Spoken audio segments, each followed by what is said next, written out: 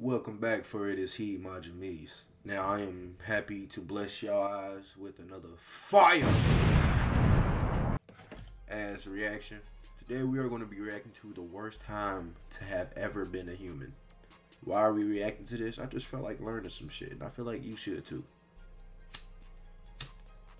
Now before we get into it, let me make sure y'all good. You feel me? Y'all got your snacks, you got your water, you got your za. Stop getting them bootleg dick pills, though. You need to stop getting those. We too young to be taking dick pills. We shouldn't need them. Stop taking them, especially the bootleg ones. But without any further ado, let's get right into it. Worst times to have ever been a human. What I think is the worst time to have ever been a human, I ain't gonna lie, is the natives in Alaska. Whew. Now I know they was cold as shit, living in igloos and shit, man. That shit is tragic. But let's get into it. We humans, members of the genus Homo, have come remarkably far in the 2.8 million years of our existence. Shout out, and a lot of progress has especially been made within the last 200. And today we enjoy unprecedented levels of technology that has helped the worldwide lifespan reach roughly 73 years at birth. Goofy ass nigga. However, the journey to get here has not been an easy one, and we've had to endure many hardships, sometimes caused by our own doing. And this is reflected by the shockingly low lifespans seen across time. For example, in 18th century France, it was between 27 and 30 years old, in classical Greece, 25, the Bronze Age, 26, and during the Neolithic period, it got as low as 20. Yet this being said, Homo sapiens, or modern humans, have had it relatively easy compared to other human species. This is something you should be eternally grateful for, as life as an early human was sometimes downright bull. And it's not too uncommon for paleontologists to unearth an early human specimen who died under very grisly circumstances. Tragic. Now, based on research, it seems that many Homo species suffered such lives. But one study in particular found that a certain group, the 2 million-year-old Homo Damn. So we was just out here assed out, nigga. Caught lacking by every species possible. habilis, had it almost comically bad, and died so often so young that the majority of individuals didn't even live long enough to see their teen years, with the average lifespan having been estimated at about just 12 years old, so more than 6 times less than the current average. And what's crazy is that chances are that it was even lower, as the study looked at 26 random specimens and noted a lack of neonate and infantile individuals, heavily suggesting that the mortality rate was in reality much higher, and thus the life expectancy Nigga, I'm surprised we didn't go extinct. even lower than 12 years old. Such a fast 12 and years short old. life How makes is the they Homo able to habilis the reproduce? last human species you'd want to wake up as, and represents possibly the worst time to have ever been a human overall. Which thus begs the question, why were their lives so utterly brutal? Well, unfortunately for them, the answer is that virtually everything was stacked against them, including their very own bodies, as Homo habilis was one of the smallest humans to have ever lived, possibly averaging under 4 feet or 1.2 meters, making them 32% shorter than ourselves, and in the best case, weighing just 60% of what we do.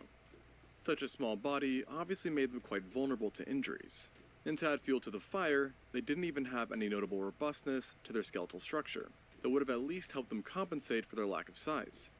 And it's likely that they experienced at least one serious fall throughout their life because they were partially arboreal, meaning they spent a good chunk of their lives in trees. And given that chimps often experience at least one major fall throughout their lives, the same can reasonably be said for Homo habilis, especially since they weren't as well adapted for climbing compared to chimpanzees. Although, relative to other humans, they were more ape-like overall, a result of them having been one of the first of our kind to enter the scene, with an existence that spanned from 2.3. Now I know this is going to be an odd question. But why are they asses so out? You know what? Let me go ahead and just continue. To 1.65 million years ago. Some of these ape-like features included longer limbs and slightly apish extremities that allow them to better grip while climbing and I swinging meant orangutans. from branch to branch.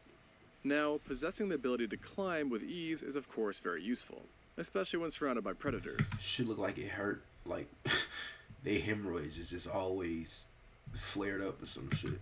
And in most cases, it lets animals easily avoid danger, therefore prolonging their life. However, in the case of the habilis, the benefits of this ability were largely negated, as it was paired with the worst possible diet: carnivorism. Now, you'd think that a human living on a plant would be strictly vegetarian, but the habilis actually exhibited one of the higher levels of meat eating seen in humans, reflected by their very large incisors that helped them cut through meat, and their proportionally giant mandibles that were thicker than those of any living ape or human, which allowed them to generate more torsion and stress while biting, and thus helping to rip meat off of a body. This being said, they did also eat a lot of fruit and vegetables, but their meat-rich diet ultimately forced them to leave the safety of trees routinely, a problem exacerbated by their fondness for fish, which brought them close to water, and thus the dangers within. And it wasn't just meat that was the problem, but also how they got it, as for some reason, Homo habilis decided to specialize in scavenging, of all things, which is almost funny considering their small size, lack of large muscles, and limited technology that consisted of simple stone tools. Shit. Niggas had confidence. Hey, confidence is key, my nigga. In other words, they did not have much to help them secure kills. And one group of paleontologists found that at best, they would only be able to reliably defend carcasses from jackals and cheetahs. This meant basically nothing though, as Homo habilis, who lived in East and South Africa, was surrounded by not one, but multiple large carnivores that would frequently show up to contest carrion. And to make matters worse, these same predators also routinely preyed on the habilis themselves, as these early humans were, for lack of a better term, easy pickings. And so, if you are a Homo habilis, you can be sure that on the daily, you live under the constant threat of being picked off by a very diverse range of different carnivores, that, mind you, each had their own unique terrible way to dispatch you. So I guess at least there's some variety. For now, direct evidence of Imagine seeing your ape homie, bruh, just vulnerable and gets a fucking tiger. That's a saber tooth. Boy, that shit is so tragic. Oh my between god, predators and bro. habilis are quite rare. But when looking at time and general vicinity, over 30 potential predators Boy, they had have been it rough. identified, with large cats in particular having had a profound impact on destroying their lifespans. One of the most prevalent ones lurking around would have been the Meganterion, a jaguar-sized saber-toothed cat that lived throughout Africa for the entire span of the habilis' existence. And despite being jaguar-shaped, it was more heavily built, and alarmingly had lower limbs that were actually lion-sized. These limbs possessed giant paws at the ends of them where razor-sharp recurved claws sat, just waiting to dig into the flesh of any unsuspecting Homo habilis. Once pinned, the habilis would then get to experience an array of sharp and serrated teeth, including two enlarged canines that would sink into their throat, severing major arteries and nerves, and fortunately leading to unconsciousness within seconds. However, unfortunately, there's also the chance that an unlucky victim would have had to experience the more rare, but much more terrifying killing method of having its entire head virtually covered by the attacking saber-toothed cat. And miraculously, this actually happened to a known human specimen, who had puncture marks to its occipital bone, in other words, the back of its head. But what's crazy is that the angle of the bite confirmed that the attack did not come from the back, but rather the front, which basically means the Meganterion put the entire human's head in its mouth. Damn. And the idea is that on top of causing skull and brain damage, such an attack could kill by completely smothering the victim's nose and mouth with a saber-tooth's jaw, leading to suffocation. And in a case of more bad news for our distant relatives, the Meganterion had a very healthy appetite for Homo habilis. So much so, in fact, that it literally altered their carbon isotopic levels, which directly shows us that it was even more of a human killer than other animals that are associated with hunting primitive humans, such as the Dinofelis, which I should also mention coexisted with Homo habilis and presumably hunted it as well. And to add fuel to the fire, there was also Homotherium and Machairodus lurking around too, which is very unfortunate, as the latter happened to be one of the largest felids to have ever existed, with some species reaching 405 kilograms or 893 pounds, comparable to both the Smilodon and male polar bears. At this size, it's not hard to imagine that even a well-placed paw swipe could take out an individual, especially since many victims seem to be targeted while young. And avoiding death by Machairodus would have been surprisingly difficult, because despite its great size, the Machairodus was a better jumper than many of the smaller, more agile cats, as its legs were too short to pursue long chases, which indicates that it relied on powerful jumps in order to catch prey. Which is all to say that escape by climbing a tree was pretty much out of the question. Meanwhile, while smaller, the Homotherium still stuck out as a notoriously bad animal for a habilis to get caught by, as its canines and incisors were shortened but broader than what's seen in other saber-toothed cats, transforming them into powerful puncturing weapons that also benefited from crenulations. In other words, irregular serrations that were wavy, creating a one-of-a-kind bite that both sliced and punctured simultaneously. So they And just now, filleted while you these so cats were properly, definitely a menace basically. to hapless society, they were not the only group notorious for shortening their lives, as another family of predators that loved to snack on our ancestors were hyenas. Like the cats, there were also multiple different hyenas that went after hominins, but there were two that really stuck out, those being the Chasmoporthides and Pachycrocuta. Now, in typical unlucky habilis fashion, the Pachycrocuta happened to be one of the largest hyenas of all time, with specimens not only averaging the size of a lioness, I was just but about also to say, hyenas ain't even that big. Like, look at this little nigga.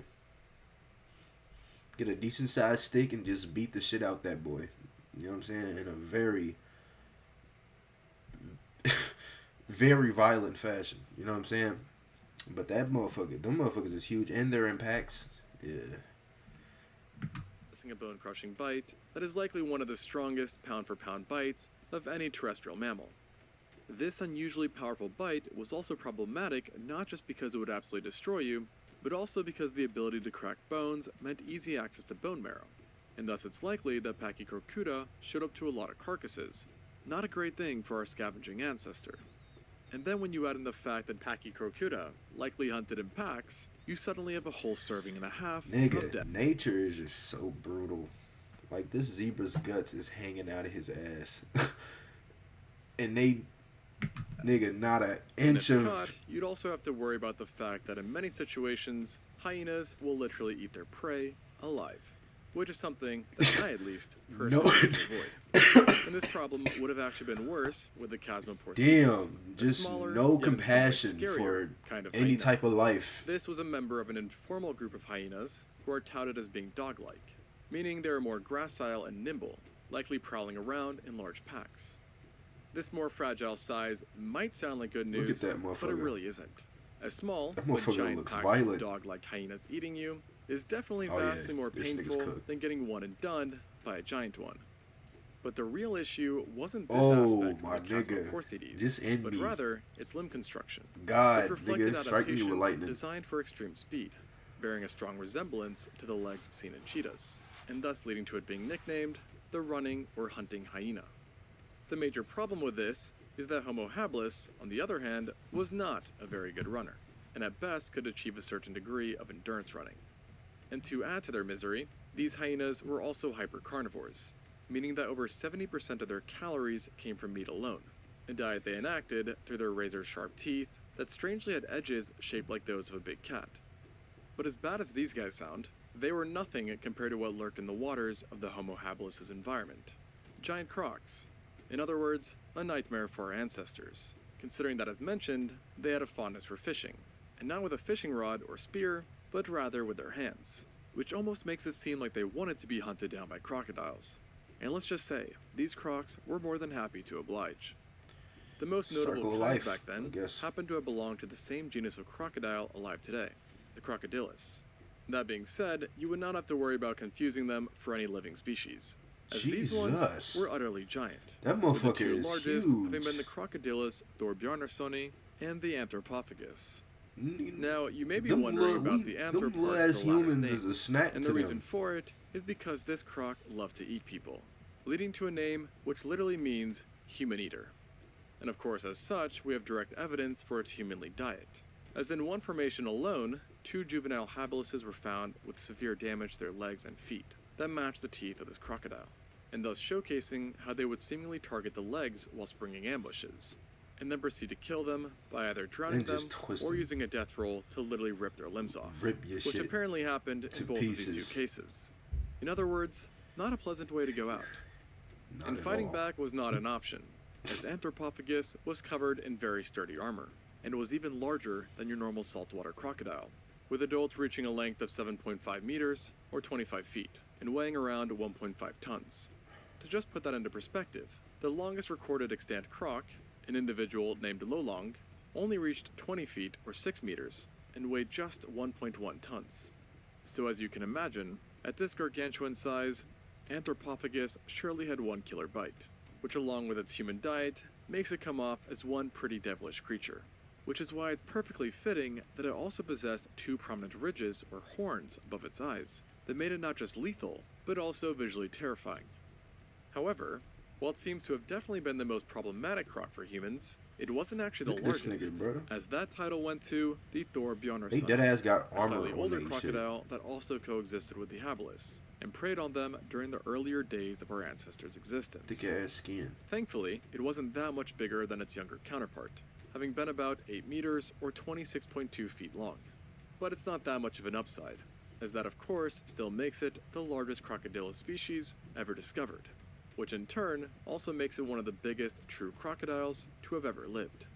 And because its remains are so few and far between, there's a very good chance that it got even bigger.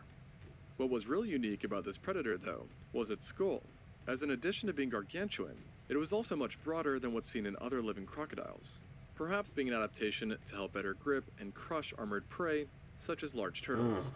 Despite this specialization, it was still likely an opportunistic feeder, who no doubt fed on the occasional poor sod. In fact, the holotype for Homo habilis, a specimen dubbed OH7, may have been a victim itself, as its foot and leg bones bore large, broad, and deep puncture wounds that matched the teeth of a giant croc. And like the other fellows I mentioned earlier, it seems that OH7 lost its limb in this violent attack, and also lost its life. But what's crazy is that things for this specimen were even more unfair than just this, as a certain group of researchers believe that it wasn't just attacked by a croc, but a mammalian carnivore as well, because while analyzing the upper body, paleontologists noticed that on its parietal bone, the holotype had shallow groove marks that did not match any bite seen in crocodiles, but rather the damage bore an uncanny resemblance to the bite of large cats, and thus leading to the idea that a leopard-sized mammal had taken a chunk out of OH7's head. Ouch, to say the least. Although, it's not known for certain if this attack had been carried out after the specimen had already died, or if this had been an earlier attack that had managed to survive. While this question remains, it's clear that these guys had many predators to watch out for. And of course, prehistoric cats, hyenas, and giant crocs were just the tip of the iceberg, as you also had many predators around that are still alive today, including various panthera, canids, birds of prey, and snakes. Snakes especially were likely another major component in explaining Homo habilis' short lifespan, because despite no direct evidence of attacks being known of, we do know that in general, snakes and hominids have a dicey relationship at best. And to this day, snakes cause tens of thousands of deaths within Africa alone, with venomous snakes being the worst perpetrators. While in uncontacted tribes, attacks by constricting snakes remain the highest source of mortality for specific groups. On this earth? And some scientists believe that snakes were so problematic for early man that they essentially created an evolutionary arms race between the two, with enhanced visual detection possibly being an adaptation designed to better help us detect camouflaged snakes. Not to mention that primates in general may be literally hardwired to fear snakes, at least according to a few studies. So in other words, it's pretty much guaranteed that Homo habilis were also victims of serpents. Now, the amount of predators that the habilis' diet forced them to confront was no doubt a travesty for them. Very great Yet guess. it wasn't just predators that descending the trees brought them into contact with, as many territorial herbivores and omnivores were also found in great numbers, and included a variety of prehistoric rhinos, hippos, giant warthogs, elephantidae, giraffes, and bovids. Needless to say, these animals did not kill humans as often as predators, but deaths still happened. And despite being lesser in numbers and diversity, herbivores and omnivores in present-day Africa cause a few thousand deaths per year across the board. And if forcing them to confront vicious animals wasn't enough, then it's a good thing that their diet's drawbacks went even further than this, as it possibly also led to health problems, namely to the teeth. As of the 26 individuals studied, only about 40% had decent teeth, while the rest had severe wear and tear to their enamels, and chipped and cracked teeth. And while this may not sound all that gloomy, it really is when you consider that the oldest specimen was only 25 years old. And there were even multiple examples of specimens who were under 10 that already had major dental problems. And to really exemplify this, one individual, who was 17 years old, was found with dentistry so poor that it was about 2 times as bad as what you would expect to see in a modern elderly human who also had bad dental hygiene. This remarkable widespread level of damage Let's was be real. That's probably the last thing that was on their motherfucking mind. 100% caused by the diet of Homo habilis, but it was not necessarily a result of the scavenged meat. It could have been instead a combination of flesh, bone, and tough plant material that caused a lot of wear and tear. Plus, given their lack of offense, the habilis likely did not get the first pick when it came to food, which would have resulted in it having a limited choice and forcing people to eat whatever was available, even if it was no good for their dental hygiene. Another factor in this lack of choice, which in itself likely also contributed to even more deaths, was their environment and climate. As during the Pleistocene, Africa experienced a period of intense Too bad them niggas was too dumb. I mean, if they had just a little bit more intelligence than what they had in this moment, or not this moment, but at that moment, you feel me? They could have made weapons. They could have made houses in rainforest areas, hide up top somewhere, stay away from the ground. You feel me? Made tools to get their water, to get their motherfucking fish. But yeah, niggas just, they weren't the brightest. Fluctuations in the climate that resulted in coldness and increased aridity that made food options very scarce, and even leading to systematic starvation. And it's believed that as the climate worsened, populations had to rely more and more on scavenging meat to supplement their caloric intake, which in turn led to again more deaths, as it brought them into contact with more predators, who also would have been more violent as they too felt the strains of a dying ecosystem. And interestingly, but perhaps not that surprising, the competition that was created from these climatic changes may have also led the habilis to experience more fatalities at the hands of an animal it was very close to, itself. And I don't actually mean other habilises, although this was definitely a possibility, but rather other humans, as habilis remains have been found in the same area of not just one, but 3 other Homo species, as well as another hominin, with these specifically being Homo ergaster, erectus, and rudolfensis, and the Paranthropus boisei, respectively. We are aware that interactions with these close relatives at least sometimes ended violently, as there is at least one known Paranthropus specimen who was definitely killed by a habilis, possibly even becoming food for it. Now in this particular instance, the habilis managed to secure the dub. Yet with the other Homo species, Think he just killed was the likely nigga at just a to kill severe him? disadvantage for a few reasons. Ate him. Firstly, it was the smallest Homo species of the time, and the least adapted for a terrestrial life, so any confrontation on the ground would have been the home field for the others. Secondly, the habilis unfortunately had the second smallest brain seen in any human, with an average brain size of between 500 and 687 centimeters cubed, making it 25% smaller than the next smallest brained Homo species it coexisted with, the ergaster, while the erectus could sometimes have a brain literally double the size. This large difference likely led to an intelligence gap between the habilis and its competitors, a notion partially reflected by the varying technologies that each species achieved.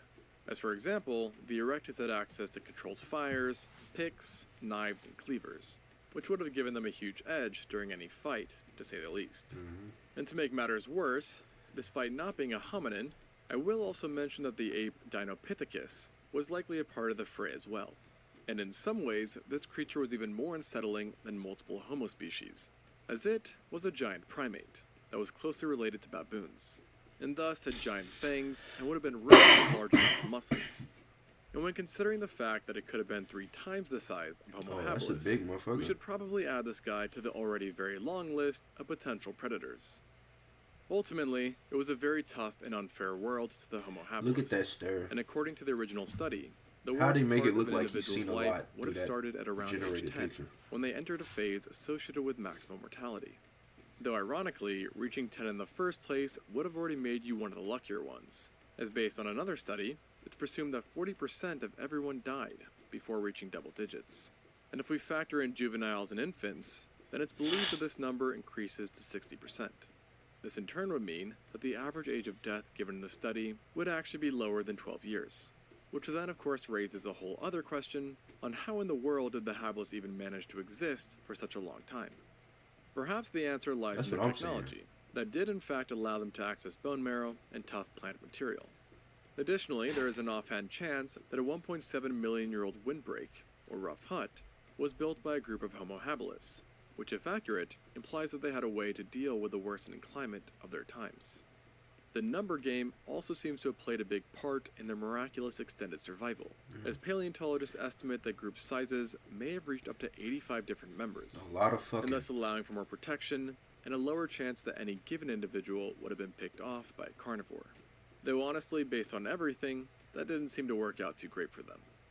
And who knows, perhaps the extremely high mortality rate was what finally broke them. But whatever the case, one thing is clear. Being a Homo habilis sucked. Oh yeah, most definitely. Nigga said our ancestors were literally fighting dark soul bosses to get dinner.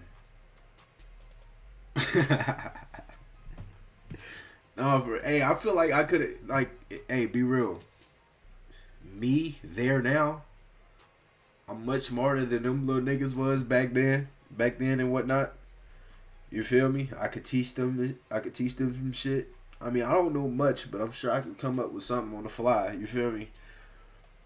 Hey, you know what I'm saying? Give me some sticks, some stones, nigga. I could break some motherfucking bones. You know what I'm saying? I'm sorry. Hey, that's the end of that video, man. Very informative. Very informative. You know what I'm saying? It was dark times. Oh, shit. It was dark times. RIP to all the guys. You know what I'm saying? The fallen soldiers just went out in a terrible fashion. Terrible, terrible fashion. But no, yeah, just RIP to all them niggas, man. For real. But hey, make sure y'all boys like, subscribe, comment. I'm going to try to be a lot more consistent with this shit. You feel me? I feel like I got it in me. You know what I'm saying? But hey, peace.